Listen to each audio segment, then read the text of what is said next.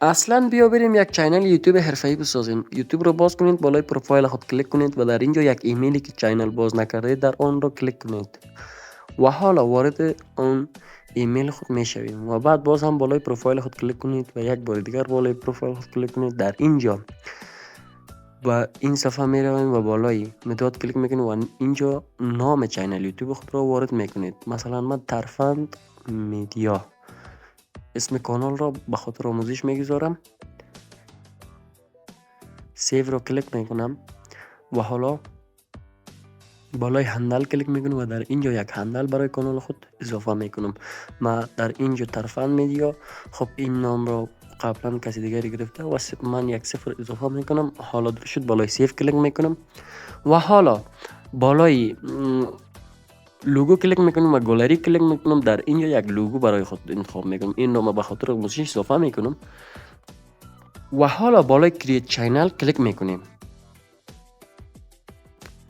و حالا چیکار میکنیم دوستان؟ باز هم برای پروفایل خود کلیک میکنیم و یک بار دیگر بالای پروفایل خود کلیک میکنیم و در اینجا ادیت چینل را کلیک میکنیم.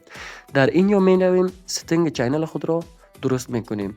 بالای دیسکریپشن یعنی توضیحات، در این یک توضیح یک چیزی یادتان باشه، بالای سابسکریپشن که آمدین همیشه پرایوسی بانین تا وقتی که چینل تان رشد میکنه و سابسکرایبرایتون بالا میره شما پرایوت بانین رو، به خاطر که امی آدینس نبینه که شما چقدر سابسکرایبر دارین. بالای چینل آرت کلیک میکنیم و در اینجا من این چینل را به خاطر آموزش اضافه میکنم دوستان عزیز. بالای سیو کلیک میکنم و حالا خب دوستان عزیز دیدیم که می بنر ما یا چینل آرت ما اضافه شد. بعد چیکار میکنیم؟ بالای گوگل کروم میریم و از اینجا دوستان از یوتیوب خود همین چینل یوتیوب خود رو باز میکنیم. بالای پروفایل کلیک میکنیم و بالای سویچ اکانت کلیک میکنیم و همون کانال رو انتخاب میکنیم که همین حالا درست کردیم. در فن میدیا ما این رو وارد میکنیم دوستان عزیز و حالا چیکار میکنیم؟ باز هم بالای پروفایل خود کلیک میکنیم دوستان عزیز. ویو یور چینل اونجا کلیک میکنیم دوستان عزیز و حالا بالای کاستومایز چینل کلیک میکنیم.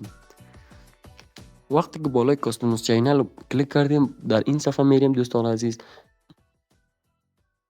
از اینجا دوستان عزیز چیکار میکنیم؟ بالای ستینگ خود میریم، می زوم میکنم، بالای ستینگ کلیک میکنیم و در اینجا دوستان عزیز بالای چینل کلیک میکنیم.